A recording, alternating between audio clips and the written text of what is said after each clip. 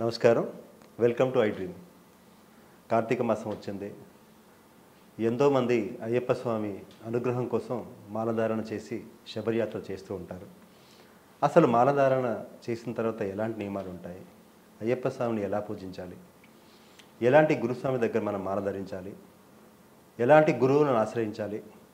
ఇలా అందరికీ ఉన్న సందేహాలను నివృత్తి చేయడానికి ఈరోజు మనతో పాటు ఉన్నారు ప్రముఖ ఆధ్యాత్మికవేత్త భార్గవ గురుస్వామి. ఎన్నో సంవత్సరాలుగా అయ్యప్ప మాల వేసి స్వామివారిని నిత్యం ధ్యానిస్తూ తరిస్తూ ఉన్నారు. స్వామివారిని అడిగి మన సందేహాలను నివృత్తి చేసుకుందాం. స్వామి శరణం. స్వామి. స్వామియే శరణం అయ్యప్ప. స్వామి, మాలధారణ చేయాలనుకుంటున్న వ్యక్తి ముందు తను ఎలా ఉండాలి? ఎలా ప్రిపేర్ అయ్యి మాలధారణ చేసుకుంటే మంచిది? ఎవరెవరు పర్మిషన్ తీసుకోవాలి? వివాహం అయినటువంటి వ్యక్తి మాల వేసుకోవాలి అని అంటే అతను మాత్రమే కాకుండా బ్రహ్మచర్య దీక్ష అతని భార్య కూడా చెయ్యాలి. కాబట్టి భార్య అనుమతి తప్పనిసరి. వివాహం కానటువంటి వ్యక్తి తల్లితో అనుమతి తీసుకొని మాత్రమే ఈ యొక్క దీక్షను అవలంబించాలి. ఎందుకంటే ఇది బ్రహ్మచర్య దీక్ష అండ్ ఇది సన్యాస దీక్ష. ఇది 24 గంటలు కూడా మండల కాలం పాటు దాదాపుగా కుటుంబ సభ్యులందరి ప్రమేయము కూడా ఉండవలసినటువంటి దీక్ష. కాబట్టి ముఖ్యంగా కావాల్సింది తల్లి అనుమతి. వివాహం అయితే భార్య అనుమతి కూడా కావాలి. తల్లి అనుమతితో పాటు భార్య అనుమతి కూడా కావాలి. ఇంతే కాకుండా మీరు అడిగారు ఎలా ఉండాలి, ఎలా ప్రిపేర్ అవ్వాలి, తను మానసికంగా ఎలా సిద్ధం అవ్వాలి. బ్రహ్మచర్యము అనేటువంటిది నేను పాటిస్తున్నాను అని అనుకోగానే పాటించడం కుదిరేటువంటి విషయం కాదు. దానికి తగ్గట్టుగా ఇంట్లో వాతావరణం, చుట్టుపక్కల వాతావరణం అనుకూలంగా మార్చుకోవాలి. ముఖ్యంగా మానసికంగా ఈ చలికాలంలో చల్లటి నీళ్లు స్నానం చేయడానికి, ఒకటే పూట భోజనం చేయడానికి, సాత్వికమైన ఆహారం తినడానికి, 2 పూటలా కూడా పూజ చేస్తూ ఆ పూజకి సంబంధించినటువంటి విధి విధానాలని తెలుసుకోవడానికి, దీనికి తగినటువంటి వాతావరణం మనకి కావాలి. కాబట్టి మండల కాలము దీక్ష మాత్రమే కాకుండా మొదటిసారి మాలధారణ చేయాలని అనుకుంటున్నటువంటి వ్యక్తి అంతకన్నా కనీసం 1 నెల 2 నెలల ముందు నుంచి కూడా తగినటువంటి గురుస్వామి, అర్హత కలిగినటువంటి గురుస్వామి, విషయాలు తెలిసినటువంటి గురుస్వామి గారి వద్దకి వెళ్ళి తన మనసులో ఉన్నటువంటి అభిప్రాయం తెలియజేయాలి.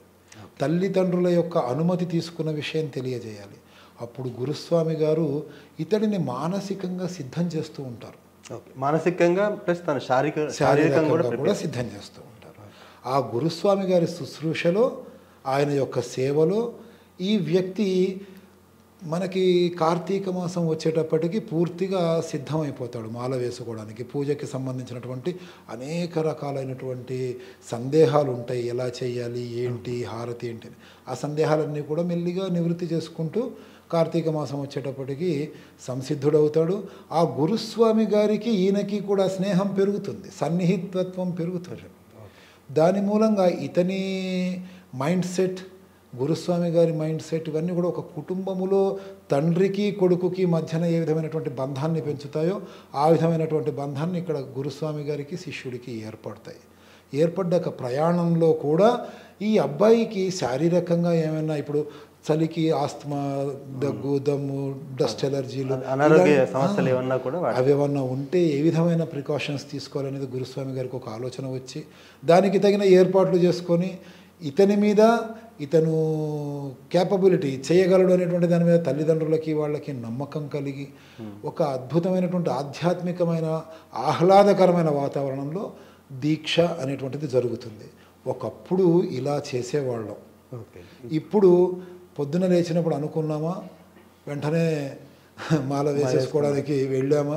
గురుస్వామి గారు కూడా మాల వేసేటువంటి వ్యక్తి కూడా ప్రస్తుతం ఇతను ఎప్పుడు ఎలా పెడుతున్నాడు, మండలం చేస్తున్నాడా, చెయ్యట్లేదా, అర్హత కలిగిన వాళ్ళతో యాత్ర చేస్తున్నాడా, ఇతనికి ఏమైనా సందేహాలు వస్తే ఎవరు నివృత్తి పరుస్తారు, ఇవేవి తెలుసుకోకుండా వచ్చాడు కదా మాల వేసాం పంపించాం, ఇలా చాలా మార్పులు వచ్చేసాయి. కానీ అసలు ఉండాల్సింది మాల వేసుకునే కన్నా కనీసం ఒక 2-3 రోజుల ముందు నుంచైనా సరే మత్తు పానీయాలు, మాంసము, మళ్ళీనేమో సంసారము, వీటికి కొంచెం దూరంగా ఉంటూ శారీరకంగా సిద్ధపడాలి.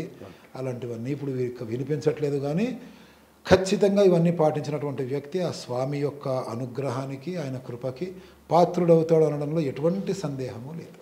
ఫైన్, బాగుంది సార్. అంటే ముందు మానసికంగా శారీరకంగా ప్రిపేర్ అవుతాడు. అవ్వాలి. తను వెళ్ళి ఒక గురుస్వామి దగ్గర మాల వేసుకోవాలనుకుంటాడు. తను ఎలాంటి గురుస్వామిని ఎంచుకోవాలి? నిజంగా అసలు గురుస్వామి అంటే ఎవరంటే ఒక 10 సార్లు స్వామి శబరియాత్ర చేస్తే గురుస్వామి, అసలు గురుస్వామి అంటే ఎవరు? ఎలాంటి అర్హత ఉన్న గురుస్వామిని తను చేరుకోవాలి? అసలు అర్హత ఏంటి? చాలా ఉత్తమమైనటువంటి ప్రశ్న. ఎందుకనంటే నాలాగా గడ్డాలు మీసాలు తెల్లగా అయిపోతే గురుస్వామి అయిపోతారా? అయితే ఇప్పుడు ప్రస్తుతం అలాగే ఉంది. మళ్ళీనేమో కాషాయ వస్త్రాలు ధరించేసేయాలి గురుస్వామి అయిపోగానే.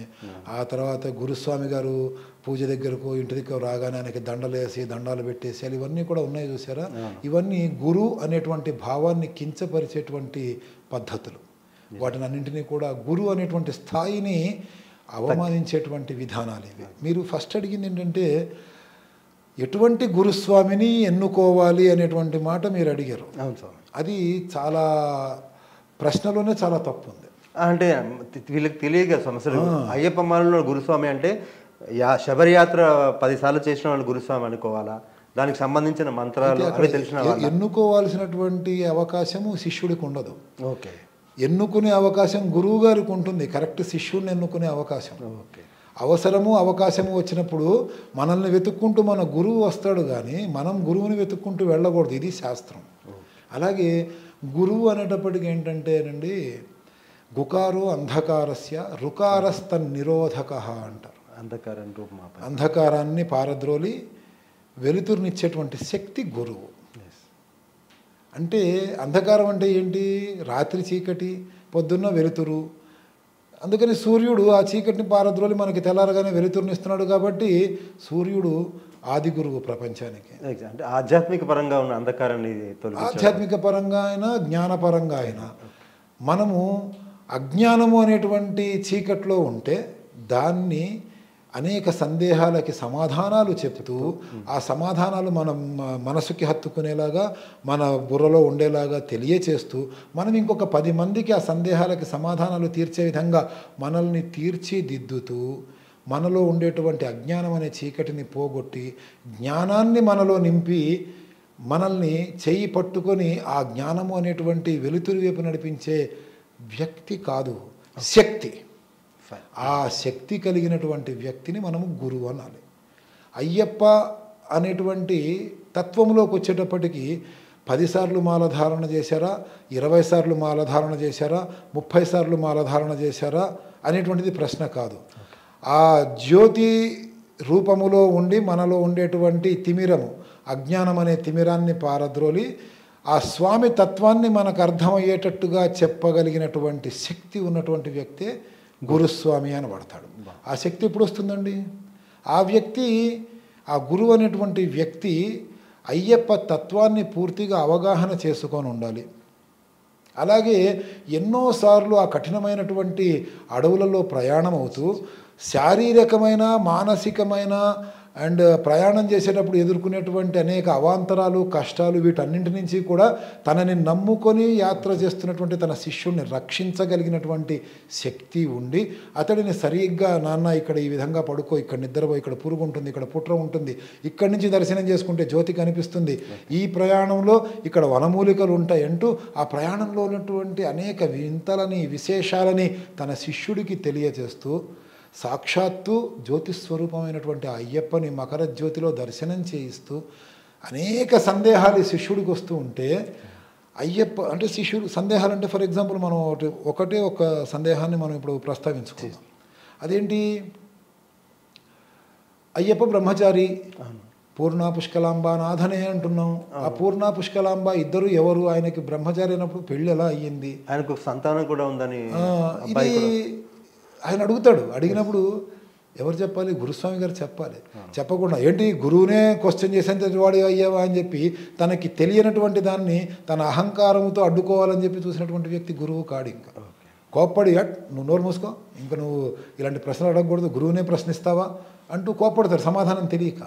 అలా తెలుసుకొని తన సందేహాలని, తన శిష్యులకు ఉండే సందేహాలన్నింటినీ కూడా సమాధానపరచగలిగి యాత్రలో ఉండేటువంటి సాధక బాధకాలన్నీ చూపిస్తూ అతని అనారోగ్యము ఆరోగ్యాన్ని కూడా గమనించుకుంటూ ఎంతో కఠినమైనటువంటి ఆ వనయాత్రని పూర్తి చేయించి తన మీద నమ్మకముతో తల్లిదండ్రులు ఎవరైతే ఆ గురువులోనే తల్లిని తండ్రిని చూడాలి అని చెప్పేసి చూస్తూ ఆ నమ్మకంతో అతని దగ్గర వదిలిపెడతారో మళ్ళీ వాళ్ళకి వాళ్ళ పిల్లాన్ని తీసుకొచ్చి పువ్వుల్లో పెట్టి అప్పజెప్పగలిగినటువంటి శక్తి ఓపిక ఉన్నటువంటి వ్యక్తిని మనము సద్గురువు అనాలి. అలాంటి వాళ్ళని మనము చూసి నేర్చుకోవాలి. లేదా పెద్దవాళ్ళు ఎవరైనా మనకి అలాంటి గురుస్వాములని పరిచయం చేసినప్పుడు వాళ్ళ సేవలో అన్ని విషయాలు తెలుసుకుంటూ ఉండి యాత్ర చేయడం అనేటువంటిది స్వామి చేయాల్సినటువంటి మాల వేసుకుంటున్నటువంటి స్వామి యొక్క కనీస బాధ్యత. బాగుంది స్వామి. అలా గురుస్వామిని ఎంచుకున్నారు. తర్వాత సన్నిధానం. ఇప్పుడు సన్నిధానంలో ఇంట్లో పెట్టుకుంటే ఉత్తమమా, లేకుంటే ఒక బ్యాచ్గా ఈ మధ్యకాలంలో ఎవరైనా సన్నిధానం అంటే ఒక కమ్యూనిటీ హాల్లో అక్కడ పెట్టుకుంటున్నారు. అసలు ఎక్కడ పెట్టుకోవాలి సన్నిధానం? ఒకవేళ ఇంట్లో సన్నిధానం పెట్టుకున్నారనుకోండి, ఇంట్లో ఆడవాళ్ళు ఉంటారు కదా, కొన్ని రోజులు అలాంటివి జరుగుతూ ఉంటాయి. సన్నిధానం ఎక్కడ పెట్టుకోవాలి? రైట్. ఇప్పుడు కమ్యూనిటీ హాల్లో పెట్టుకుంటున్నారు మీరు అన్నట్టుగా, లేదా అందరూ కలిసి ఒక అపార్ట్మెంట్లో ఏదో ఫ్లాట్ తీసుకుంటారు. ఎందుకంటే అపార్ట్మెంట్స్ కల్చర్ బాగా ఎక్కువైపోయింది కాబట్టి, ఇండిపెండెంట్ హౌసెస్ దొరకట్లేదు కాబట్టి.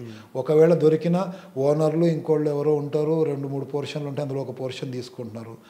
ఇక్కడ వీళ్ళు సన్నిధానము అంటే వీళ్ళు పూజ చేసుకునేటువంటి పీఠం ఏదైతే ఉందో దాన్ని ఒక సామూహికంగా విడిగా పెట్టుకునేటువంటి వాతావరణము ఎలా వచ్చిందంటే స్వామి, ఒకప్పుడు పల్లెటూళ్ళల్లో మాల వేసుకోవడానికి ఒకళ్ళు ఉంటే ఆ ఒక్క వ్యక్తి కూడా బ్రహ్మచర్యాన్ని రాత్రిపూట తనకి తెలియకుండానే ఏ నిద్రలోనో స్ఖలనం అయిపోవటము ఇలాంటివి జరిగి లేనిపోయిన ఆలోచనలలోకి వెళ్ళిపోతూ ఉంటాడనే ఉద్దేశంతో, ఎందుకంటే ఆలోచనల్ని కంట్రోల్ చేసుకోలేం కదా, అలా ఇతను తన బ్రహ్మచర్యాన్ని పోగొట్టుకుంటాడేమోననే ఉద్దేశంతో 4-5 సామూహికంగా ఉంటే బాగుంటుందనే ఉద్దేశంతో పల్లెటూళ్ళల్లో ఆ ఊళ్ళో ఉన్నటువంటి గుళ్ళోనో ఎక్కడో ఉండేవారు. అది ఒప్పుకోదగినటువంటి విషయం.